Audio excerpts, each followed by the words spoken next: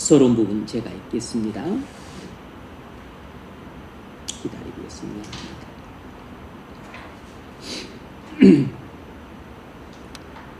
우리는 지난 시간에 재판장이 아니라 형제에 관하여 살펴보았습니다. 우리는 여기서 사도가 제시하는 논중의 새로운 세목을 만납니다. 지금까지 사도는 지역적인 문제들로 말미암아 제시된 전체 난제를 주로 그 해당되는 상황에 비추어 다루었습니다. 사도는 다음 항목으로 넘어갑니다. 이제 사도는 바른 마음의 자세로 실질적인 난제 자체를 붙잡고 원칙을 제시하고 있습니다. 우리는 사도의 방식을 주목해야 합니다. 이런 논점들을 어떻게 다루는지 그 방식을 잘 배워야 합니다.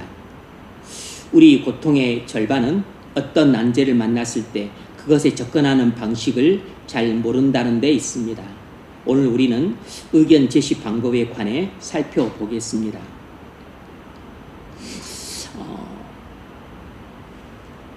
마틴 로이드 존스 목사님은 금요일 밤에 토론 집회를 가졌습니다. 토론할 때 이 마틴 로이드 존스 목사님이 한 가지 이제 문제를 제시합니다. 그러면 많은 성도들이 그 어떤 제시한 특별한 문제 그 자체를 직접적으로 공략하는 경우가 많다는 것입니다. 잘못된 접근 방법이라는 것이에요.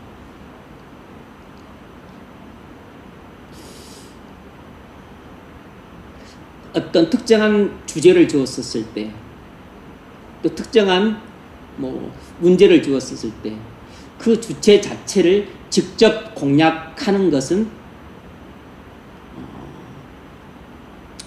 시야가 좁고 그리고 사유의 깊이가 낮은 결과로 나오는 형태라는 거죠.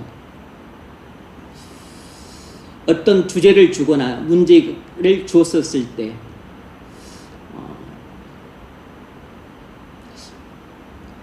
조금 시야를 넓게 가져서 전체적인 맥락을 생각해 봐야 한다는 것입니다. 그리고서 그 주어진 특정한 주제를 좀 조심스럽게 접근해 나가는 것이 올바른 토론 방식이라는 거죠. 그런데 많은 성도들은 특정한 주제나 문제를 주면 곧바로 특정한 주제와 문제 자체에 대해서 이러쿵 저러쿵 말을 하는데 적절하지 않다라고 말을 했는데 이 말 속에는 시야가 좁고 그리고 또 철학적 사유의 깊이가 낮고 그리고 어떤 사물에 대한 그 통찰력과 그리고 어떤 또 역사적인 안목이 짧다는 그런 의미가 담겨 있습니다.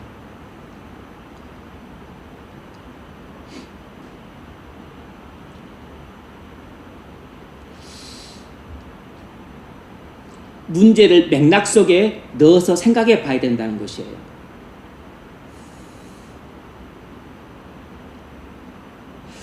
우리가 자주 범하는 실수가 뭐냐면 우리가 생활하면서 어떤 문제를 겪습니다. 어떤 어려움을 겪어요. 그런데 많은 경우는 내가 지금 내 앞에 직면한 문제 자체만을 갖고 숙고하는 경우가 많고 고민하는 경우가 대부분인데 이게 잘못된 것이라는 것입니다. 내 삶 전체를 바라보고 이 문제를 조망하는 것이 올바른 조망법이고 접근 방법이라는 것이에요. 그러니까 이 문제는 내 인생 전부와 관련되어 있는 하나의 작은 문제인 겁니다. 그러니까 이 문제를 따로 독립시켜서 생각하고 고민하는 것은 적절치 아는 것이라는 거죠. 아마 이런 말씀을 하는 그 배경 속에는 제가 조금 전에 말씀드렸던 어떤 시야, 그리고 안목, 그리고 사유의 깊이, 이런 것들을 포괄한 말씀이라고 이해를 해요. 오늘 본문 제목은 의견 제시 방법이지만 사실 오늘은 좀 중요한 문제를 다루고 사실 내용도 되게 많습니다. 그래서 진행해 가면서 너무 길면 잘라서 2번을 하고 할 수 있으면 그냥 빨리빨리 넘어가서 오늘 하루에 다 하든 좀 그렇게 할 작정입니다.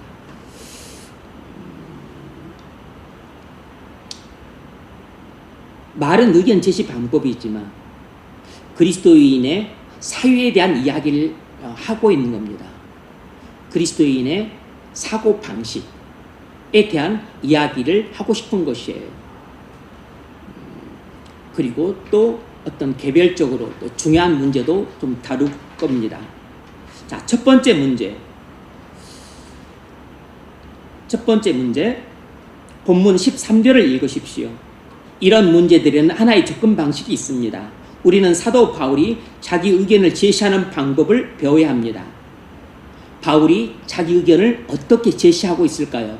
자, 이것이 오늘 우리가 첫 번째 다루고자 하는 논제예요. 우리가 우리 삶의 원칙으로 삼아야 할 것은 무엇입니까? 13절을 읽어보세요. 13절.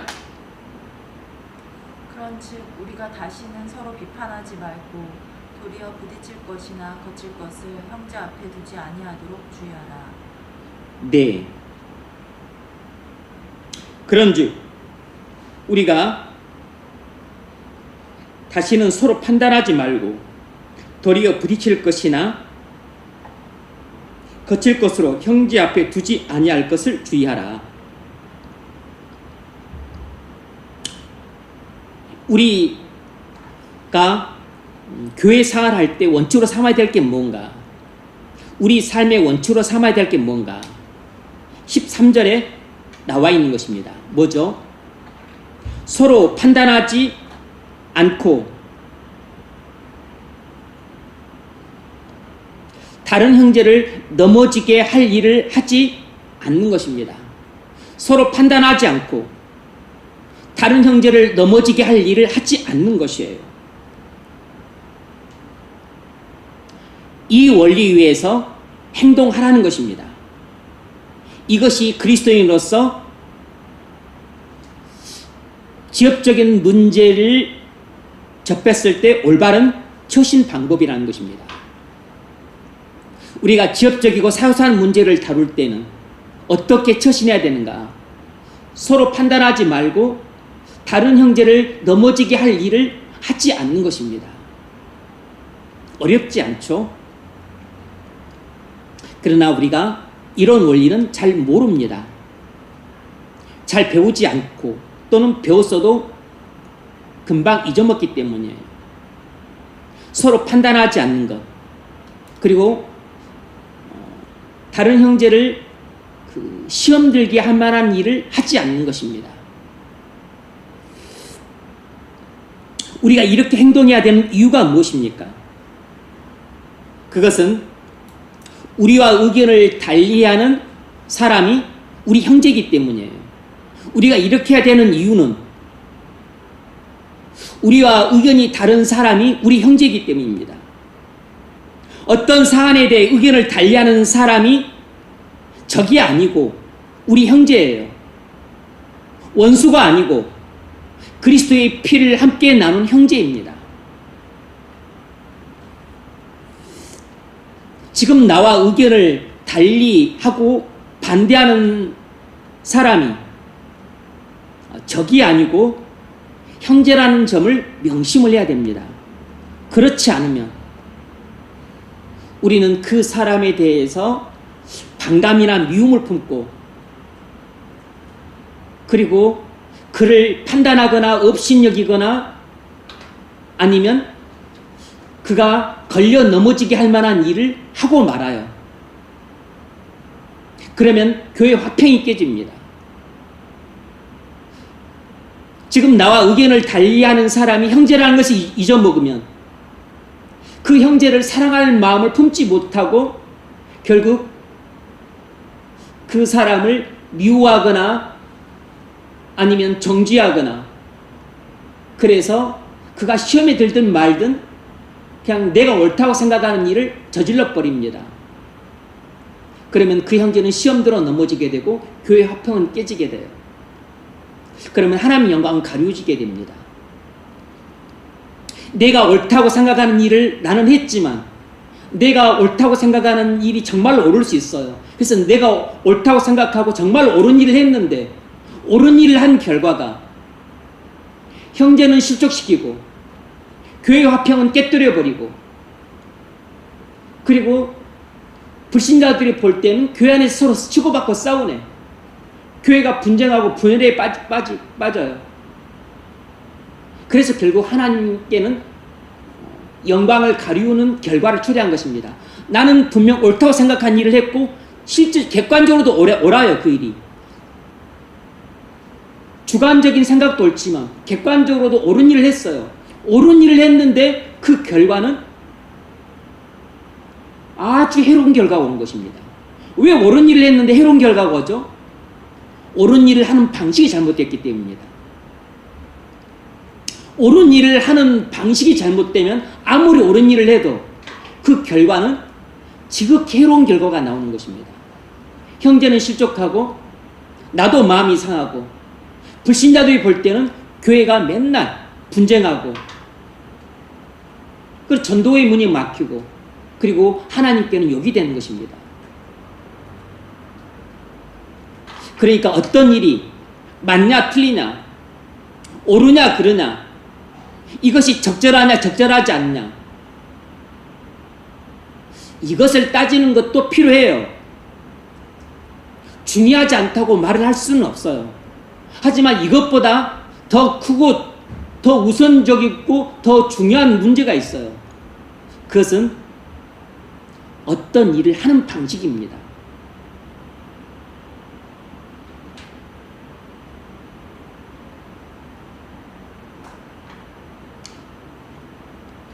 고기를 먹을 것인가 말 것인가, 이 음식 문제, 나를 지킬 것인가 말 것인가, 나를 지키는 문제, 이것은 지역적인 문제들이에요. 우리가 하는 일들은 대부분 지역적인 문제들입니다. 이 지역적인 문제들을 올바른 방식으로 하는 것이 필요하고 중요하죠. 그런데 더 필요하고 더 중요한 것은 이 사소하고 지역적인 문제들을 성경이 말하는 올바른 방식으로 해야 돼요. 이제 그것이 무엇인지 조금 더 구체적으로 이제 말을 하려고 합니다.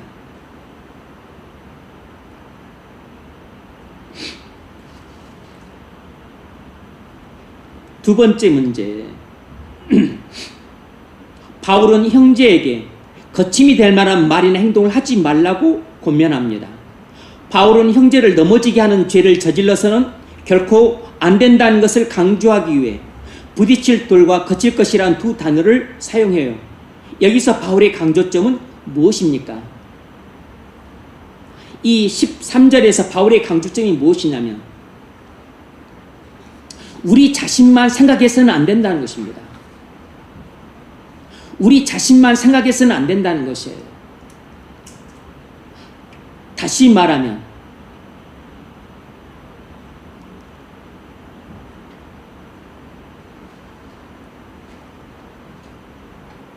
지역적이고 사소한 문제에 있어서는 이것이 옳으냐 그르냐, 맞냐 틀리냐, 적절하냐 적절하지 않냐, 이 사실보다 더 중요한 것은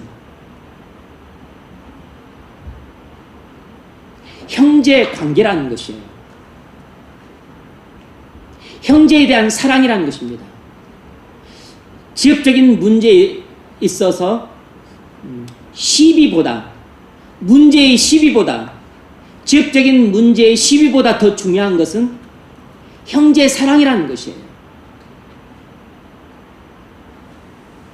지역적인 문제의 옳고 그름보다 더 중요한 것은 형제 사랑이라는 것입니다. 바울의 강조점이 여기에 있는 것이에요. 이 13, 14, 15절, 특히 15절에서 그 점이 강조해야 나오죠. 그래서 우리는 단순히 우리 자신만 생각해서는 안 됩니다. 이 문제가 무엇이 맞고 틀리냐, 무엇이 옳고 그르냐, 무엇이 적절하고 적절하지 않느냐, 이것을 따지지 말라는 것은 아니에요.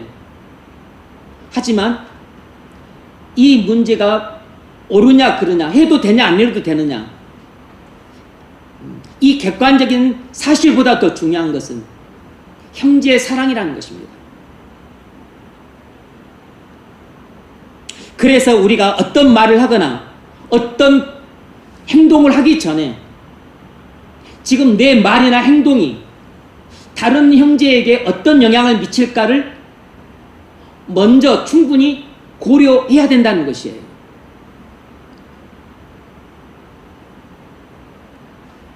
이제 그 점을 잘 보여주는 것이 이 두 가지의 고린도전서 8장과 고린도전서 10장 이야기인데, 너무 좀 길어서 제가 지워버렸습니다. 여러분 찾아서 좀 펴보십시오. 이건 중요한 대목이니까 여러분 별표를 치시고 꼭 주목해서 보셔야 됩니다.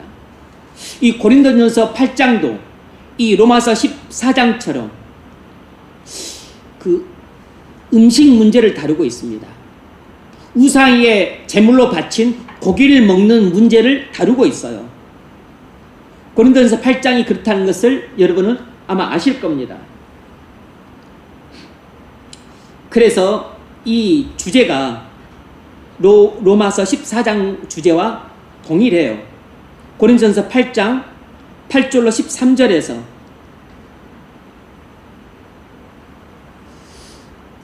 제물에게 바친 고기를 먹을 수 있다, 먹을 수 없다, 이 사실 자체보다 무엇을 더 중히 여기고 있냐면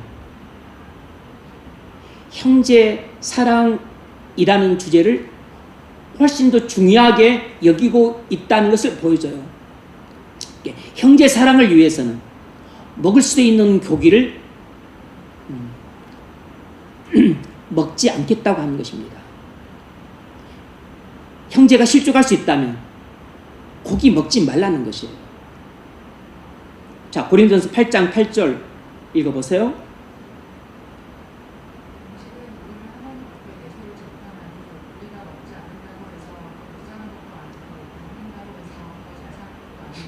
네, 이 말은 음식 먹는 문제는 지역적인 문제라는 것입니다. 사소한 문제라는 거죠. 우리 신앙생활에 있어서 미미한 문제라는 것이에요. 9절.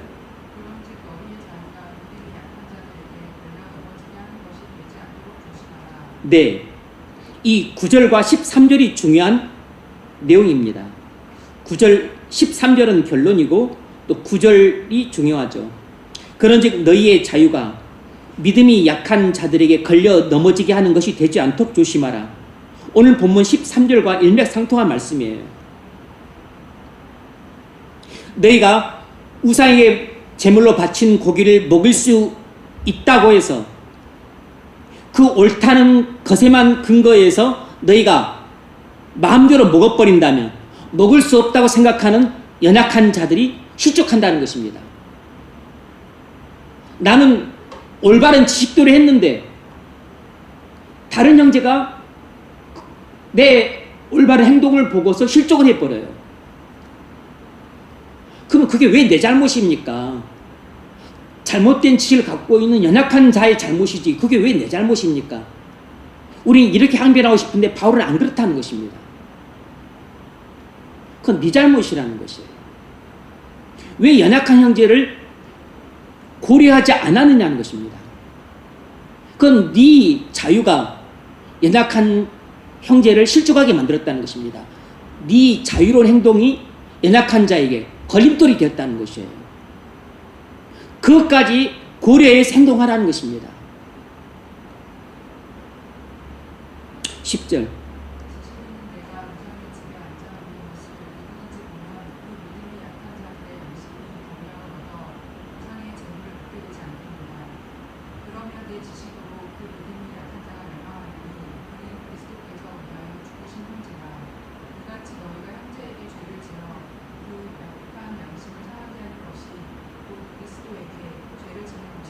네, 뭐라고 했습니까?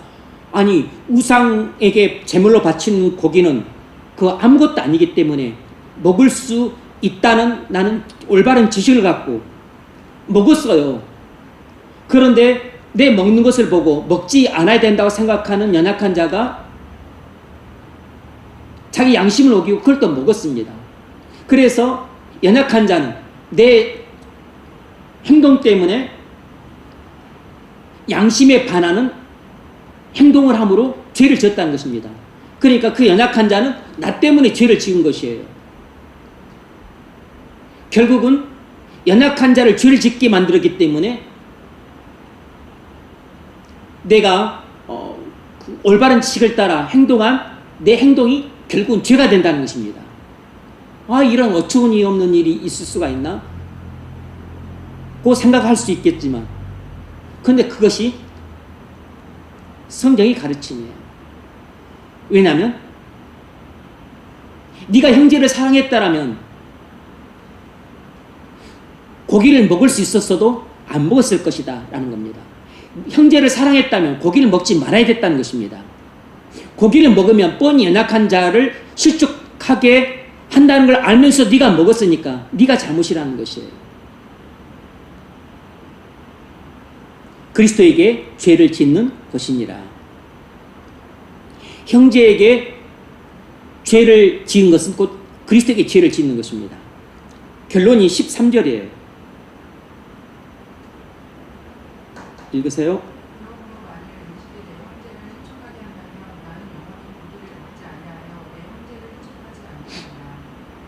아멘. 그러므로 만일 음식이 내 형제를 실족하게 한다면 나는 영원히 고기를 먹지 아니하여 내 형제를 실족하지 않게 하리라. 이게 무엇이 중요하다는 것입니까? 음식이 중요하다는 것이에요? 형제가 중요하다는 것이에요? 음식보다 형제가 중요하다는 것입니다.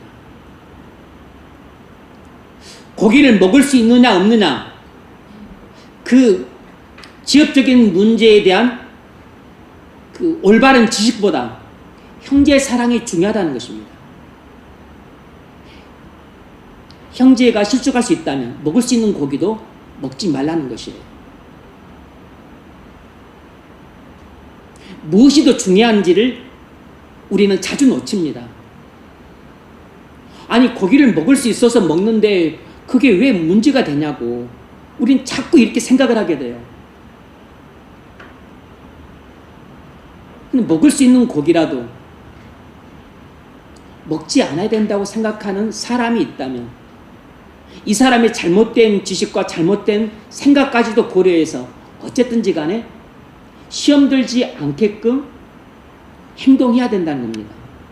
왜냐하면 먹어도 그만 안 먹어도 그만인 이 음식 때문에 고집스럽게 내가 먹음으로써 형제를 실족하게 하는 것은 결국은 떡 하나 때문에 그리스도의 피로 값주고 사신 형제를 죄를 짓게 만들고 실족하게 하는 것은 큰 죄라는 것이에요.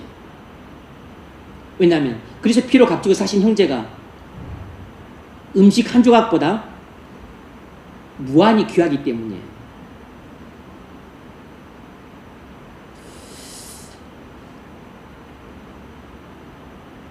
그리스도인은 옳은 것만 생각하는 것으로는 충분하지 않습니다. 항상 우리 곁에 있는 형제들을 생각을 해야 돼요. 교회를 생각해야 됩니다. 이것이 성경의 진리예요. 이것을 좀 어려운 말로 어려운 용어로 좀 설명을 해볼까요? 예전에도 제가 이 용어를 썼는데 이것은 무슨 말이냐면 그리스도인은 지역적인 문제를 결정할 때는 먼저 본질적인 고찰을 해야 됩니다. 예컨대 우상에게 제물로 바친 고기를 먹을 수 있는가 없는가, 본질적인 고찰을 해야 돼요. 먹을 수 있다가 맞습니다. 먹을 수 있어요. 그러면 먹을 수 있으니까 무턱대고 먹을 것인가? 아니라는 것입니다. 관계적인 고찰을 해야 돼요. 이것이 바로 형제 관계를 고려하는 것입니다. 먹을 수 없다고 생각하는 형제들이 있어요. 그래서 원래는 먹을 수 있지만 먹으면 연약한 자들이 실족을 해요. 그러면 먹지 말라는 것입니다. 내 주변에 연약한 자들이 없어. 나 혼자 집에서 먹어. 그러면 고기를 먹을 수 있어요. 그런데 떡하니 연약한 자가 놀러 왔어. 함께 식사를 해. 그러면 먹지 말라는 것입니다. 이건 고린도전서 10장에서 나오는데, 불신자 집에 초청을 받아 갔어요. 당시의 모든 고기는 다 우상에게 제물로 바쳐서 나오니까. 근데 불신자가 시장에서 고기를 사와서 자기에게 먹으라고 대접을 해줬어요. 그러면 묻지 말고 무조건 먹으라는 것입니다. 누구를 위해서? 불신자를 위해서. 이건 좀 이따가 고린도전서 10장에서 다룹니다. 그런데 어떤 이제 형제가 와서, 그거 우상에게 제물로 바친 고기인데 먹으면 안 돼. 이렇게 말하면 또 먹지 말라는 것이에요. 누구를 위해서? 알려준 자의 양심을 위해서 먹지 말라는 것이에요. 내 양심을 위해서가 아니고, 나를 위해서가 아니고. 그러니까 나를 초청한 불신자를 위해서 먹고, 내게 알려준 사람의 양심을 위해서 먹지 말라는 것입니다.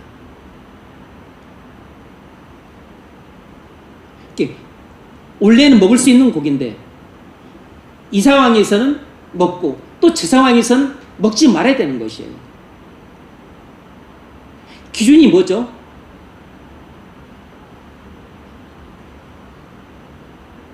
지식이 아니에요. 지식. 기준이 지식이 아니고 옳은가 그른가, 이 지식이 아니고 사랑입니다. 사랑. 그래서 이 본문에서 도출되는 교리가 뭐냐면, 그리스도인은 사랑 안에서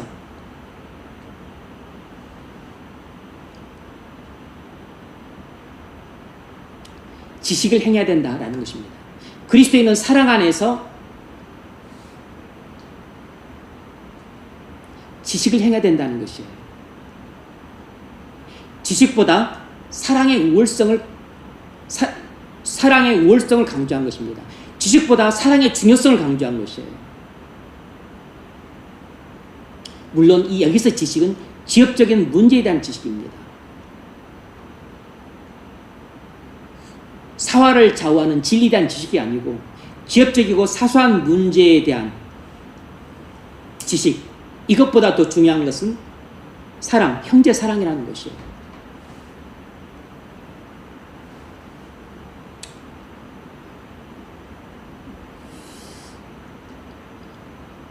제가 원리적으로만 말씀드려서 여러분이 얼마나 이해를 했는지 모르겠는데, 이런 원리를 여러분이 실제적인 삶에 이제 잘 적용을 하셔야죠. 고린도 10장도 고린도 10장 그 후반부도 이 음식 문제를 다루고 있습니다. 고린도전서 10장 27절로 33절까지 27절 읽어보세요. 불신자들 누가 너희를 청할 때 너희가 가고자 하거든 너희 앞에 차려놓은 것은 무엇이든지 양심을 위하여 묻지 말고 먹으라. 네, 이방인이 우리 그리스도인을 초대해서 고기 대접을 해줬어요. 시장에서 사온 거니까 우상 제물로 바친 고기죠. 묻지 말고 먹으라는 것입니다. 누구를 위해서? 불신자의 양심을 위해서. 나를 위해 먹는 게 아니에요. 불신자를 위해 먹는 것입니다. 그런데 그 다음에 또 반전이 돼요. 읽으세요. 누가 너희에게 이것이 제물이라 말하거든 알게 한 자와 그 양심을 위하여 먹지 말라. 네. 이거 제물인데 라고 말하면 그 사람은 먹지 않아야 된다고 생각을 하고 말을 하는 것이에요. 그러면 그 연약한 사람의 양심을 위해서 먹지 말라는 것입니다. 기준이 누굽니까? 나가 아니고 형제예요. 이방인을 사랑하는 마음으로 고기를 먹고 또 연약한 형제를 사랑하는 마음으로 또 고기를 먹지 않는 것이에요. 먹었다가 먹지 않았다가 뭐 이랬다가 저랬다가 하냐 그렇게 생각하기 쉬운데 그것은 내가 사랑 때문에 행동을 바꾸는 것입니다. 형제 사랑 때문에 내 행동을 바꾸는 것이에요. 왔다리 갔다리 갈짓자 행보가 아니고 지식보다 더 중요한 것은 사랑이기 때문입니다. 지역적인 문제에 대한 지식보다 더 중요한 것은 형제 사랑이기 때문에 형제를 사랑하는 마음으로 먹기도 하고 안 먹기도 하는 것이에요. 그렇게 하라는 것입니다. 이게 바울의 가르침이에요. 29절. 내가 말한 양심은 너희의 것이 아니요 남의 것이니 어찌하여 내 자유가 남의 양심으로 말미암아 판단을 받으리요. 만일 내가 감사함으로 참여하면 어찌하여 내가 감사하는 31절 네 거기 제가 생략 안 했죠. 31절. 그런즉 너희가 먹든지 마시든지 무엇을 하든지 하나님의 영광을 위하여 하라. 네. 결론은 이것입니다. 31절. 먹든지 마시든지 무엇을 하든지 다 하나님의 영광을 위하여. 부정적으로 말하자면 자기 자신을 위해 하지 말라는 것입니다. 자기 만족을 위해 하지 말라는 것이에요. 음식을 먹으면서 자기 만족을 위해 먹죠. 자기 기쁨을 위해 음식을 먹잖아요. 자기 기쁨을 위해 하지 말라는 것입니다. 자기 만족을 위해 하지 말라는 것이에요. 자기 자존심을 지키기 위해 하지 말라는 것입니다. 하나님의 영광을 위해 하라는 것이고, 그러면 하나님의 영광을 위해 한다는 것이 구체적으로 무엇입니까? 형제를 사랑하는 마음으로 먹기도 하고 먹지 말기도 하라는 것입니다. 형제를 사랑하는 마음으로 하는 것이 하나님의 영광을 위해 하는 것이에요. 교회의 화평을 위해 사는 것이 하나님의 영광을 위해 사는 것입니다.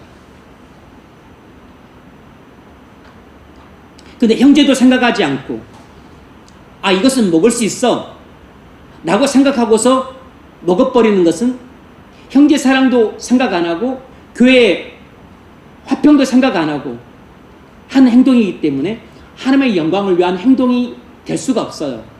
그래서 나는 먹을 수 있다고 생각해서 나는 고기를 먹었을 뿐인데 형제는 실족하고 교회 화평은 깨지고 그리고 불신자들은 우리를 손가락질하고 그러면 결국 하나님께는 욕이 되는 것입니다.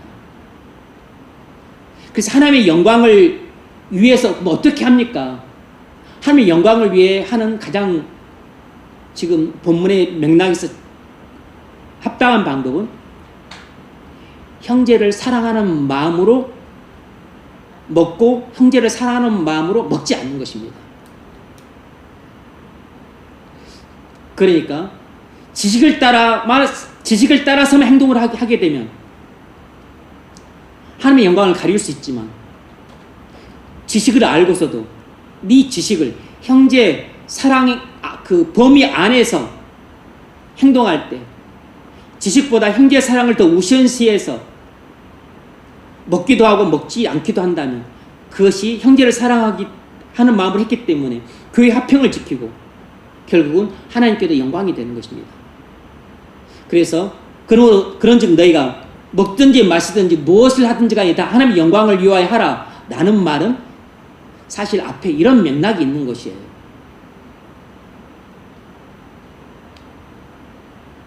이방인과만 있을 때는 먹어도 돼요.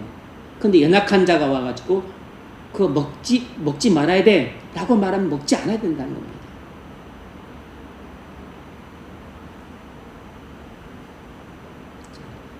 부연 설명이죠. 32절.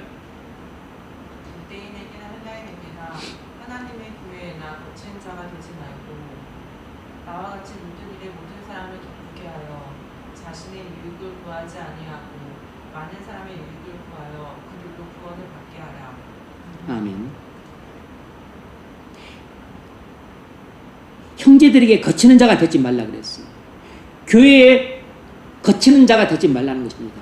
교회에 분쟁을 일으키지 말라는 것이에요. 교회에 분열을 일으키지 말라는 것입니다. 그런데 우리는 많은 경우 무엇이 옳고 그른지에만 매입니다. 무엇이 적절하고 적절하지 않은지에 대해서만 매입니다. 취업적이고 사소한 문제인데 이것이 맞고 이것이 틀리다, 이것에만 매여요.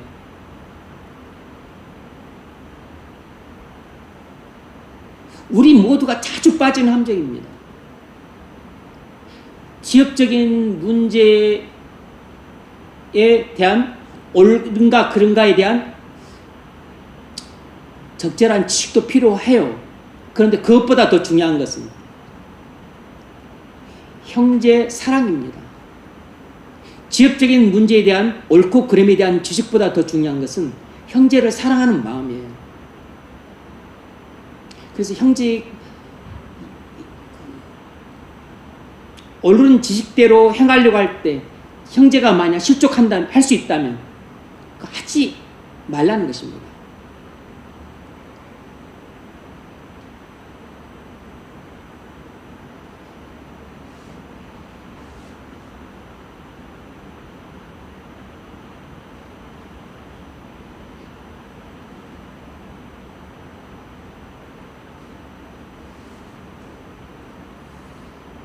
이런 마음은 아마 엄마가 아이를 대할 때 그렇게 생각하고 배려하고 그리고 품어주는 그런 마음이 있어야만 좀 가능하지 않을까 싶어요.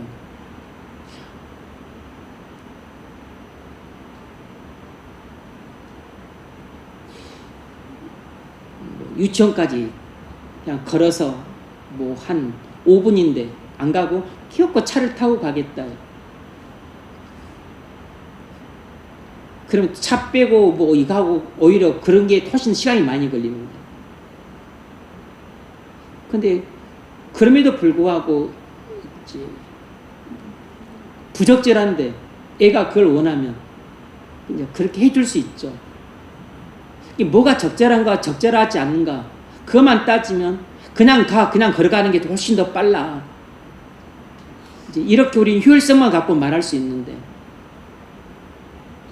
비효율적이라도 우리가 아기를 마음에 상처를 주지 않기 위해서 그렇게 해주는 것처럼 마치 그냥 아이를 대하듯이 그렇게 사랑하고 이해해주고 그리고 받아주는 마음으로 그렇게 형제를 대하라는 것이죠. 그러려 그러면 내가 엄청 성숙해야 돼요. 어른처럼 내가 성숙해져야 돼요. 내가 엄마처럼 성숙해져야 되고 그 지식이 올바르지 않는 연약한 형제는 아이와 같은 거죠. 이제 한 번, 두 번 해주기는 것도 쉽지 않아요. 근데 이것을 매번 그렇게 해줘야 돼요. 1년이고 10년이고 그렇게 해줘야 돼요. 아니면 교회에서 평생 그렇게 살아야 돼요. 그러려면 정말 엄마처럼 그렇게 성숙하고 의젓하고 그냥 자기를 완전히 내놓고 나는 없고 완전히 내 안에 예수님만 계셔서 모든 걸 나의 기쁨을 다 포기하고 나의 만족을 다 포기하고 그냥 다른 사람에게 다 맞춰주는 것입니다. 하나도 나를 위해 하는 게 없어요. 다른 사람을 만족시켜주고 다른 사람을 기쁘게 하고 다른 사람한테 다 맞춰주는 것입니다. 다른 사람한테 맞춰주니까 나를 만족시킬 수가 없어. 나를 기쁘게 할 수가 없다고. 불신자를 만나면 불신자를 만족시켜줘야 되고 연약한 자를 만나면 연약한 자를 만족해야 되고 초신자를 만나면 초신자를 만족시켜야 되고 얼마나 어른스러워져야 되겠어요. 얼마나 신앙이 성숙해야 되겠냐고.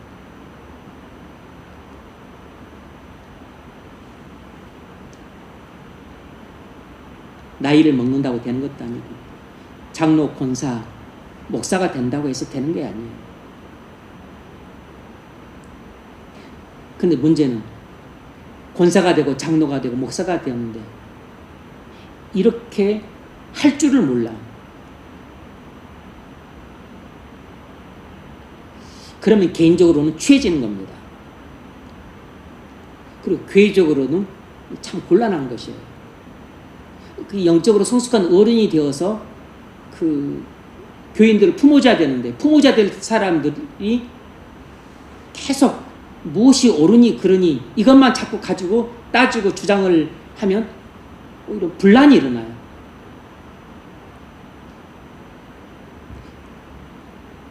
집사, 권사, 장로, 목사 때문에 분란이 일어납니다. 사랑을 하면 분란이 안 일어나요. 근데 사랑을 안 하고 무엇이 옳으니 그러니 요약에만 하게 되면 분란이 일어납니다. 아니, 사랑을 하는데 분란이 안 일어나죠. 왜냐하면 받아줘 버리니까. 받아줘 버리면 분란이 일어날 게 없어요. 안 받아주고 그냥 무엇이 옳으니 그러니 자꾸 다투니까 분란이 일어나는 거죠. 그래서 이 문제가 작은 문제가 아니고 정말 중요한 문제인 거죠. 그래서 고린도 교회에서도 이것 때문에 문제가 생겼고, 로마 교회도 이것 때문에 문제가 생겼고, 많은 교회가 이것 때문에 문제가 생겼어요. 초대교회뿐만 아니고 중세교회 때도, 그리고 오늘날 교회도 이것 때문에 문제가 생깁니다. 성숙한 성도들이 없다시피 하니까, 교회에 어른이 없으니까 받아주지를 않는 것이에요. 받아줘야 되는데.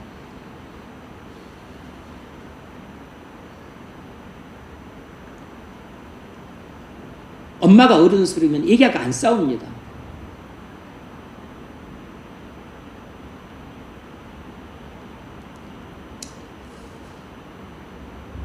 그래서 예수님이 우리에게 주신 새 계명이 바로 사랑의 계명이에요. 요한복음 15장 12절. 내 계명을 곧 내가 너희를 사랑한 것 같이 너희도 서로 사랑하라 하는 이것이니라. 요한복음 13장 34절.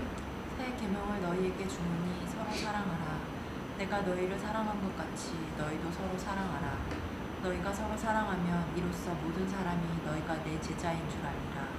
아멘. 그래서 막상 우리가 어떤 문제에 직면하면 뭐 본질적인 고찰, 관계적인 고찰 이런 용어들은 잘 생각이 안 날 겁니다. 지식과 사랑 이걸 생각을 해야 돼요. 먼저는 지식을 따져봐야 됩니다. 이것이 옳으냐 그러냐, 해도 되냐 안 해도, 하면 안 되냐,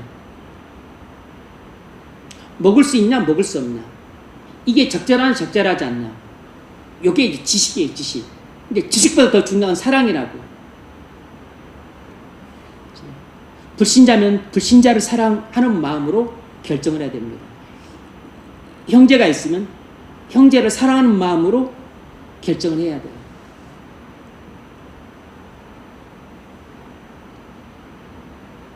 뭘 해도 되는데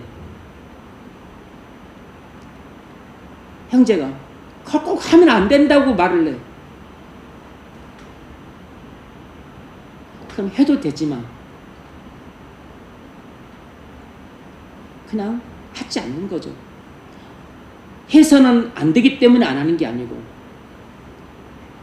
해서는 안 된다고 생각하는 사람이 있기 때문에 하면 실족할 것이 뻔하니까 그냥 하지 않는 것입니다. 근데 그렇게 하기가 쉽지 않아요.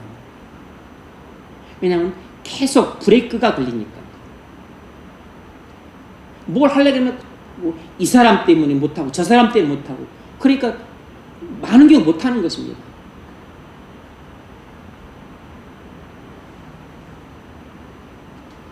근데 문제는 이제 특별히 목사가 목회를 할 때 그런 일이 발생하면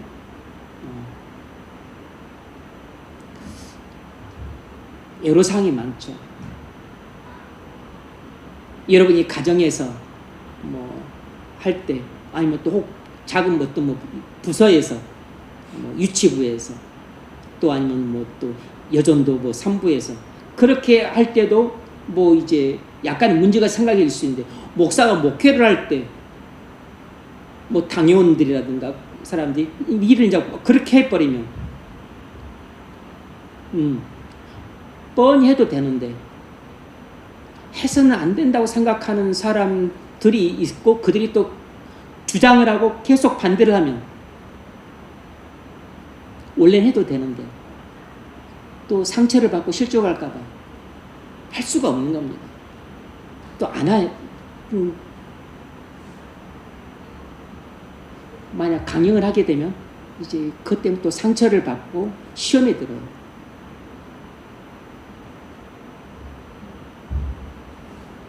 장로가 되었다고 해서 성숙한 게 아니에요. 권사가 되었다고 성숙한 게 아닙니다.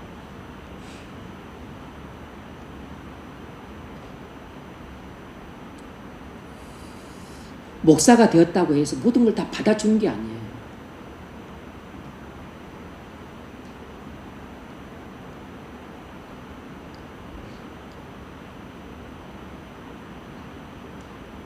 교회 안에서 어떤 것을 논의하든지 우리는 형제이기 때문에 서로 사랑해야 된다는 것부터 생각을 해야 됩니다. 먼저는 첫 번째 지식을 따져야 돼요. 그리고 두 번째 꼭 사랑을 생각해야 됩니다. 문제에 대한 지식. 두 번째는 형제의 사랑입니다. 근데 문제에 대한 지식보다 더 중요한 것은 형제의 사랑이에요. 그래서 옳은 대로 하려고 해도 만약 그것 때문에 형제가 실족할 수 있다면 하지 말아야 됩니다.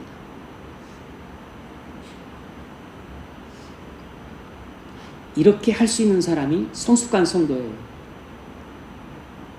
여러분이 가정에서도 그렇게 하셔야 됩니다.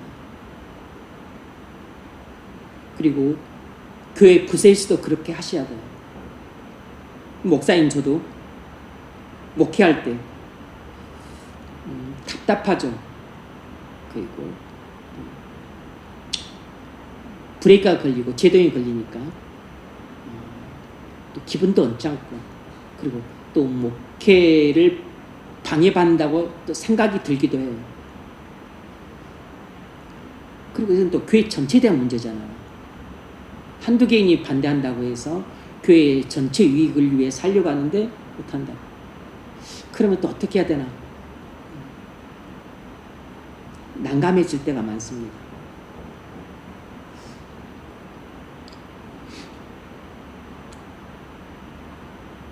교회에서는 어떤 대단한 결정을 내렸는가 보다 더 중요한 것은 서로 사랑하는 마음이에요.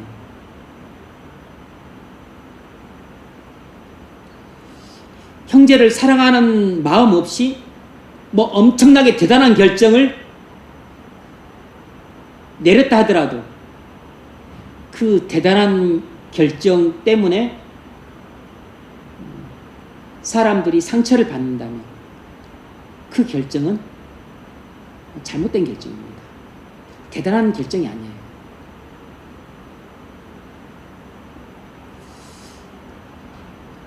그러면 그 형제는 시험에 들고 교회는 화평이 깨지게 돼요.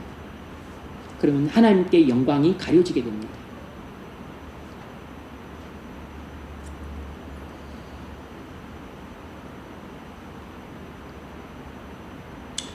로마서 13장 8절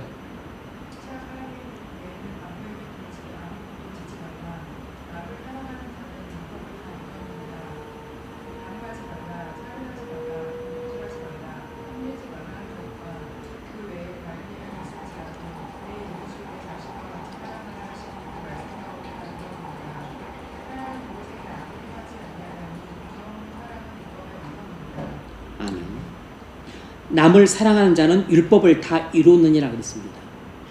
우리는 사랑을 과소평가하는 경향이 있어요. 우리는 사랑이란 말을 하도 많이 들었기 때문에 대수롭지 않게 생각하기 쉽습니다. 근데 아니에요. 사실상 율법 전체가 말하는 것이 사랑입니다.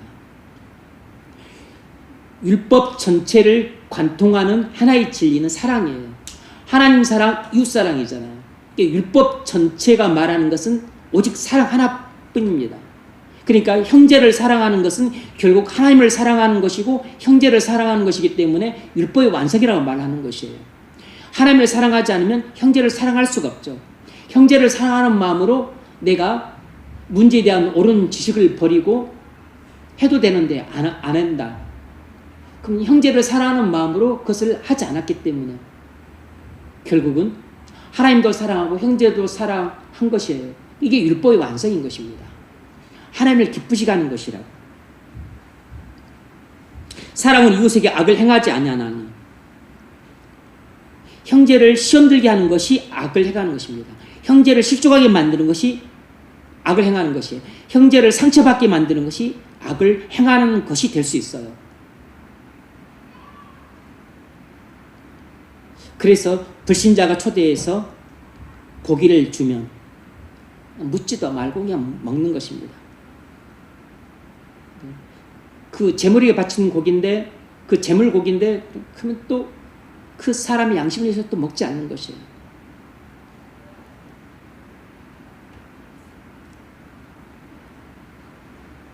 지식보다 사랑의 중요성을 강조하고 있는 겁니다. 그래서 그리스도인은 사랑 안에서 지식을 행해야 되는 거예요. 행동 지침은 사랑 안에서 지식을 행하는 것이에요.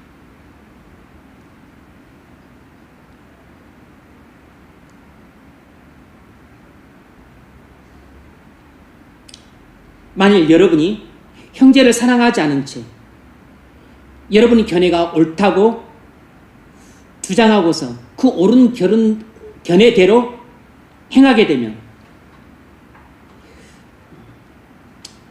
반대했던 사람들을 시험 들게 하고 그리고 교회 화평을 깨뜨리게 됩니다. 그러면 결국 나중에 여러분도 고통을 받게 돼요. 그러니까 나는 옳은 견해, 내 생각이 옳고 실제로도 옳아요. 그래서 옳은 결정을 내려서 행했는데 형제는 시험 들고 교회 화평은 깨지고 그럼 나도 마음이 안 좋고 그리고 하나님께는 욕이 되고 결과가 너무 안 좋은 겁니다. 왜죠? 사랑으로 행하지 않았기 때문이에요. 그래서 지식보다 사랑이 더 중요하다는 걸 알 수 있는 거죠.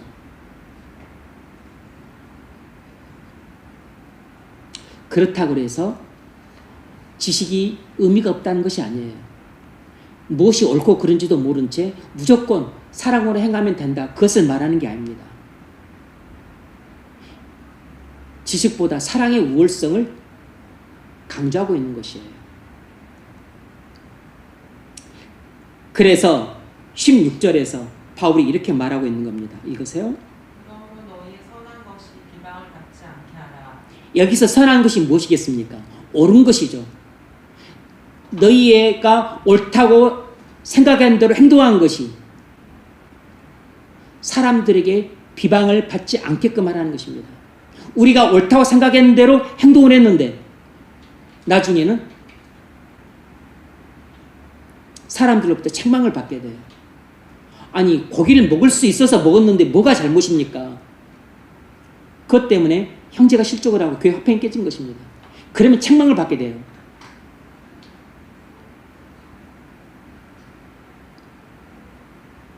우리가 옳은 지식을 갖고 있을지라도 형제를 사랑하지 않는 마음으로 우리가 옳은 지식대로 행하게 되면 유익보다 해가 더 큽니다. 그래서 반드시 지식은 사랑의 카테고리 안에서 행해져야 돼요. 옳은 지식이라도 사랑이라는 범주를 벗어나 버리면 그때부터 그 지식은 해를 가져다 주게 됩니다. 사랑 안에서 행해진 지식이라야만 우리에게 유익을 주고 사랑을 벗어난 지식은 우리에게 해를 줍니다. 두 번째 문제 읽으세요. 본문 14절을 읽으십시오. 14절에서 사도 바울은 이 특별한 문제에 대한 자기의 판단을 제시합니다. 그러기 전에 그는 먼저 열세 구절을 하게 했습니다. 이 사실을 통해 무엇을 알 수 있습니까? 네. 바울은 14절에서 음식 문제와 날 문제에 대한 자기 견해를 제시했어요. 그러기 전에 1절부터 13절까지 이 13구절을 할애했어요. 이 사실을 통해 뭘 알 수 있는가? 바울은 자기 견해를 제시하는데 무척 신중하다는 것입니다. 바울은 자기 견해를 제시하는데 무척 신중하다는 것이에요.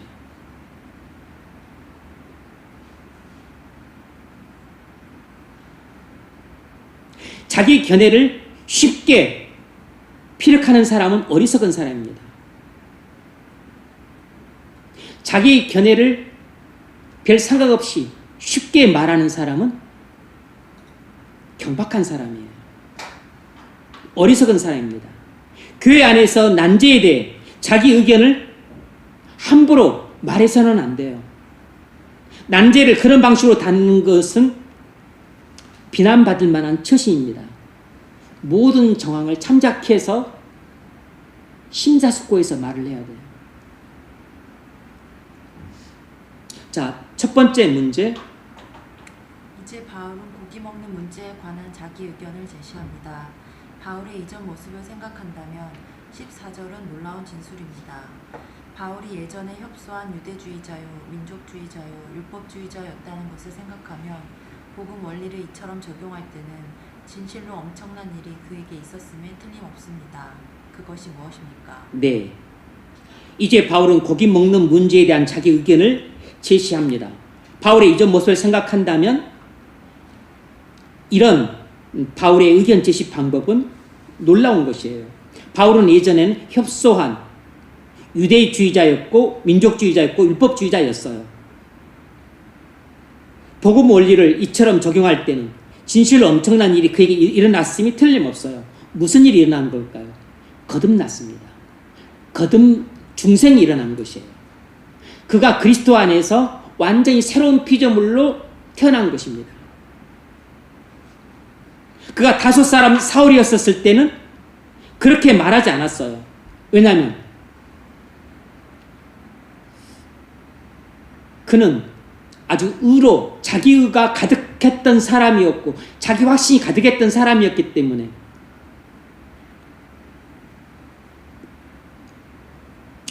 어떤 사안에 대해서 자기 의견을 쉽게 했던 사람이었습니다.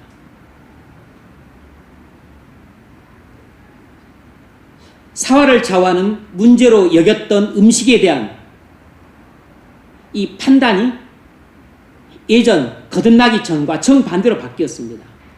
성령께서 이렇게 사울을 바꾼 것이에요.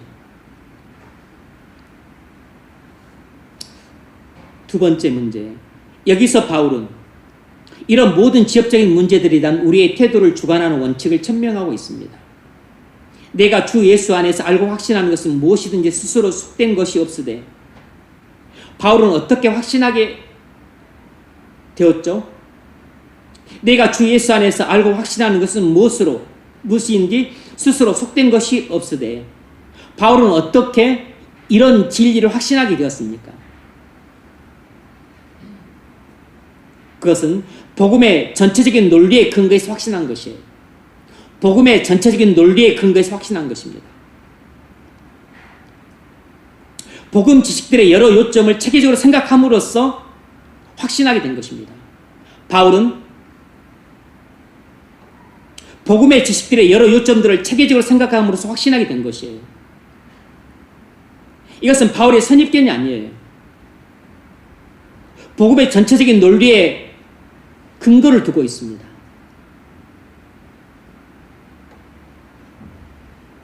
그래서 바울의 의견은 옳은 것이에요. 무엇이든지 스스로 속된 것은 없다. 바울의 생각은 옳은 것입니다. 이것이 성숙한 그리스도인의 특징입니다. 뭐죠? 복음의 전체적인 논리의 근거에서 확신하는 것입니다. 복음과 진리의 말씀의 근거에서 추론하고 그리고 그 추론을 확신하는 것이에요. 세 번째, 여기서 내가 주 예수 안에서 알고 확신하는 것이라는 구절에서 주 예수 안에서라는 말은 무슨 뜻인가? 주 예수 안에서라는 말은 무슨 뜻일까요? 먼저 부정적으로 이야기를 하자면 타고난 지성과 능력에 의존해서 알게 되었다는 뜻이 아닙니다. 타고난 지성에 의존해서 알게 됐다는 뜻이 아니에요. 다시 말하면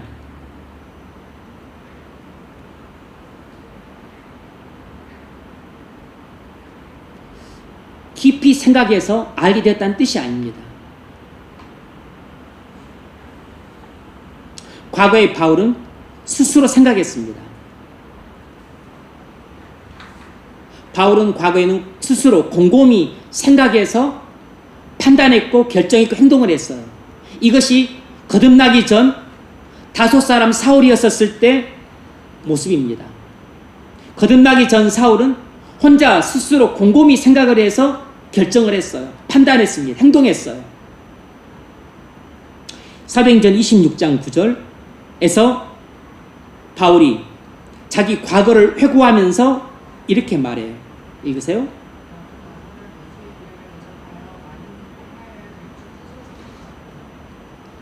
다소 사람 사울이었을 때 그가 이렇게 했던 겁니다. 나사렛 예수를 대적해서 많은 일을 해야 된다고 스스로 곰곰이 생각했다는 것입니다. 거듭나지 않은 사람의 특징은 무엇이냐면 항상 혼자서 곰곰이 생각해서 결정을 하는 것입니다. 혼자서 곰곰이 생각해서 결정을 해요. 그래서 망하는 것입니다.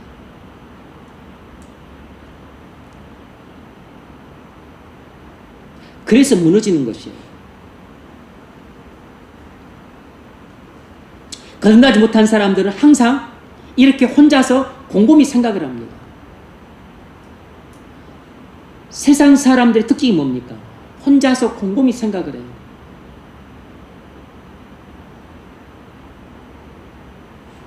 무슨 뜻일까요? 주 예수 안에서라는 말은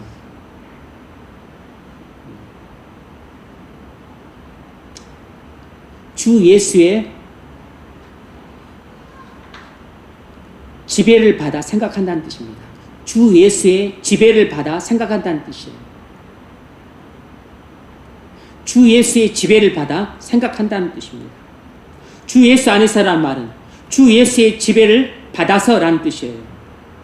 이제 바울은 스스로 생각하지 않고 주 예수의 지배를 받아서 생각합니다.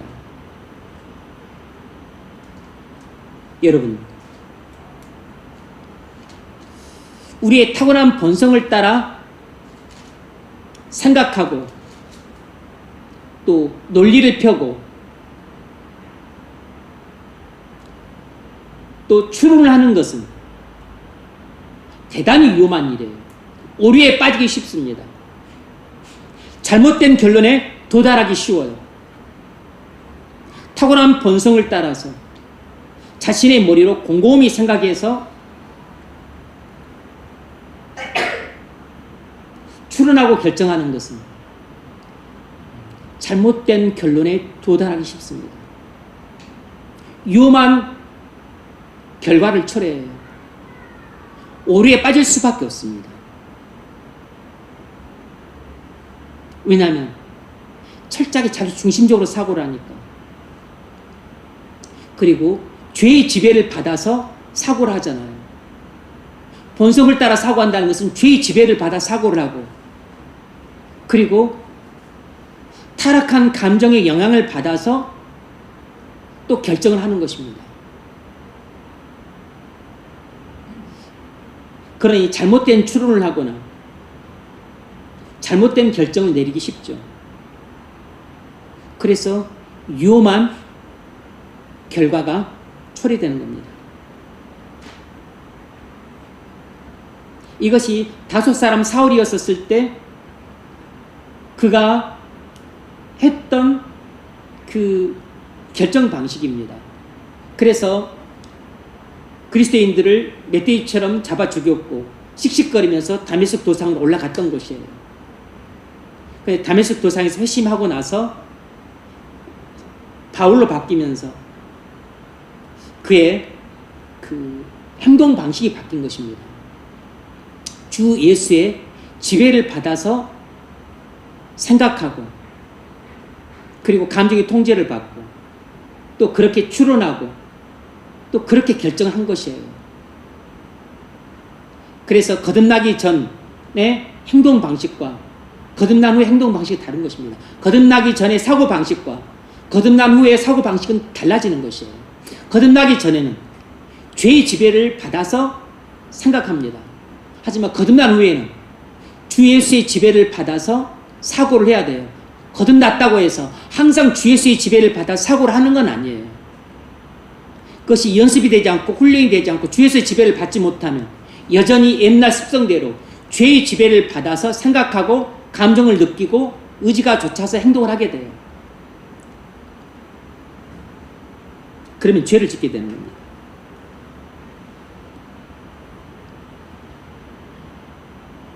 하나 예를 들어볼까요? 주 예수 안에서 알고 확신한다는 것이 무엇이겠습니까? 고린도전서 13장 성만찬에 대한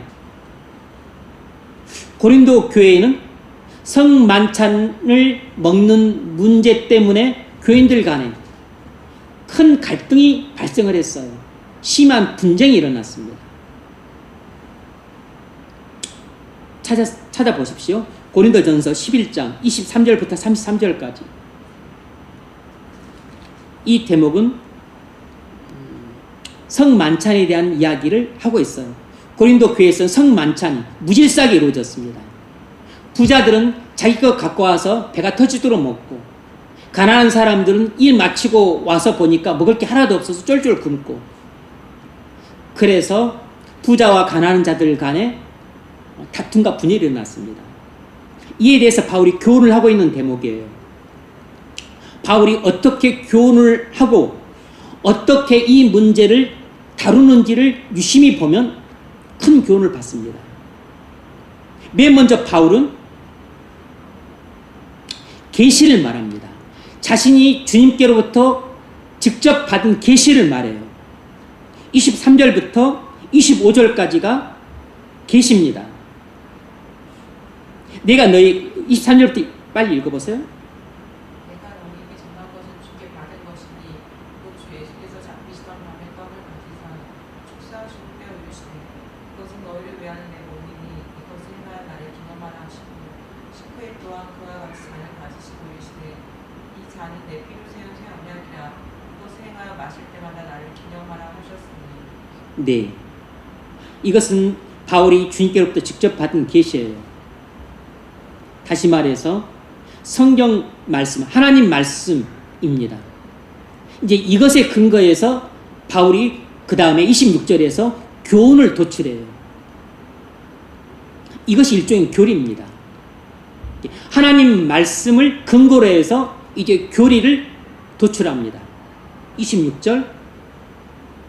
너희가 이 떡을 먹고 이 잔을 마실 때마다 주의 죽으심을 그가 오실 때까지 전하는 것이니라. 아멘.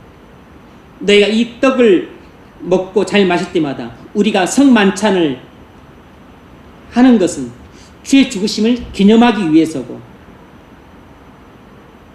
그리고 전도하기 위해서라는 것입니다.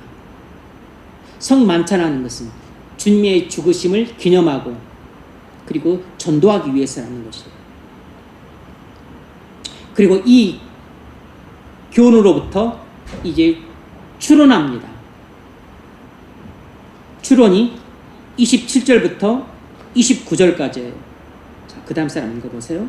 그러므로 누구든지 주의 떡이나 잔을 합당하지 않게 먹고 마시는 자는 주의 몸과 피에 대하여 죄를 짓는 것이니라. 사람이 자기를 살피고 그 후에야 이 떡을 먹고 이 잔을 마실지니 주의 몸을 분별하지 못하고 먹고 마시는 자는 자기의 죄를 먹고 마시는 것이니라. 아멘. 23절부터 5절까지 이 하나님 말씀에 근거해서 26절에서 교훈을 도출했어요. 성만찬은 주님의 죽으심을 기념하고 전도하기 위해서다. 그런데 이 성만찬을 합당하게 먹지 않는 사람은 죄를 짓는 것이다. 이제 이런 추론을 끌어냅니다.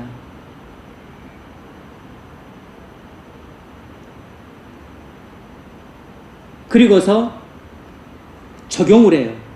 30절부터 33절까지가 고린도 교인들에 대한 적용입니다. 그러니까 이 적용을 하기 위해서 지금 고린도 교인들 너희가 무슨 죄를 지었는지를 아느냐, 이 책망을 하기 위해서 바울이 먼저 거쳤던 것은 계시, 교훈, 추론, 이 세 단계를 먼저 거쳤어요. 그리고 나서 30절, 33절까지 이제 고린도 교인들에게 직접 적용을 합니다. 읽으세요.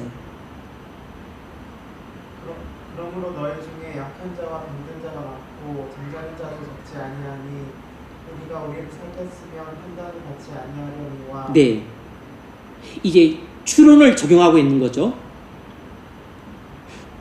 성만찬을 합당하게 먹지 않은 사람들은 주님의 몸매에 대해 죄를 짓는 것이다. 이게 추론이었잖아요. 고린도 교회에 적용합니다. 왜 너희 중에 약한 자가 많고 병든 자가 많고 그리고 죽은 자가 많은 줄 아느냐. 그건 너희가 성만찬을 할 때 무질서하게 했기 때문이다 라는 것입니다.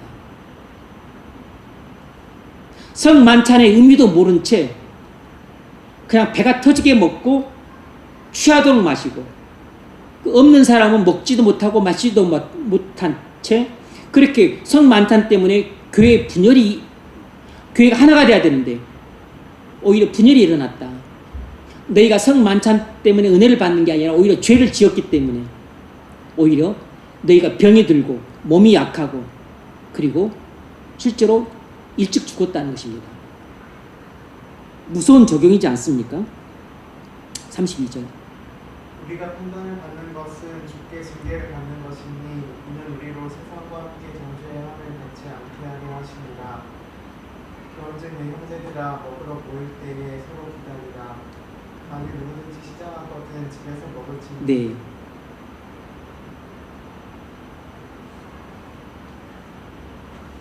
성만찬을 무질서하게 함으로 주님께 징계를 받아서 너희가 병들고 약하고 죽었다는 것이에요. 그런데 그 징계를 받은 것은 세상과 함께 정죄를 받지 않게 하기 위함이라는 것입니다. 징계를 받은 것은 영원한 심판으로부터 구원하기 위해서 징계를 주신 것이라는 것이에요. 이게 징계가 주님의 사랑의 징계인 거죠. 영원한 심판으로부터 구원하기 위해서. 그래서 최종적인 권면이 뭡니까? 부자들아, 가난한 자들이 올 때까지 기다렸다가 함께 성만찬 해라는 것이에요. 이 한 가지 권면을 하기 위해서 바울이 거쳤던 것은 세 단계예요. 먼저 계시, 그 다음에 교훈, 그리고 이 교훈으로부터 추론, 그리고 나서 이 추론의 근거에서 고린도 교인들에게 적용을 하고 있는 겁니다. 교훈과 추론을 하나로 묶을 수도 있죠. 그러면 말씀, 교훈, 그리고 적용이 되는 것입니다. 그런데 단순한 교훈이 아니죠. 이 교리에서, 논리적인 교리에서 이 복음의 지식에 근거해서 논리적으로 추론을 했죠. 추론을 해서 무질서하게 성만찬을 하는 것은 죄를 짓는 것이다 라는 추론을 끌어낸 것이라고. 그러니까 교훈과는 조금 달라요. 실질적인 교훈을 끌어낸 것이죠. 그리고 이것을 고린도 교인들에게 딱 적용시켜서 너희가 무질서하게 성만찬을 행함으로 너희가 주님의 징계를 받아 병이 들었다 이야기를 하고 있는 겁니다. 몸이 약해졌다. 너희가 죽었다.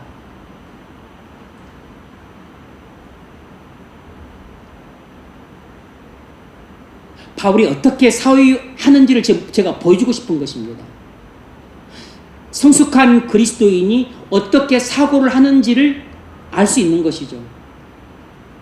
뭐죠? 계시 우존적인 사고예요. 성숙한 그리스도인의 사고방식은 계시 우존적인 사고라고. 이것이 바로 전형적인 계시 우존적인 사고입니다. 하나님 말씀으로부터 모든 사고가 출발하죠. 그리고서 사고의 결과 교리를 도출해내요. 그리고 이 교리의 근거에서 또 추론을 합니다. 복음의 지식에 근거해서 전체적인 추론을 해요. 그리고 이 추론을 딱 자기에게 적용을 하는 것이에요. 이런 묵상이 최고의 묵상입니다. 이런 묵상이 아주 훌륭한 묵상이라고. 그리고 이 묵상한 것을 본인에게 적용했으면 이제 또 본인 실천을 해야지. 여기까지가 완벽한 묵상 생활인 거죠.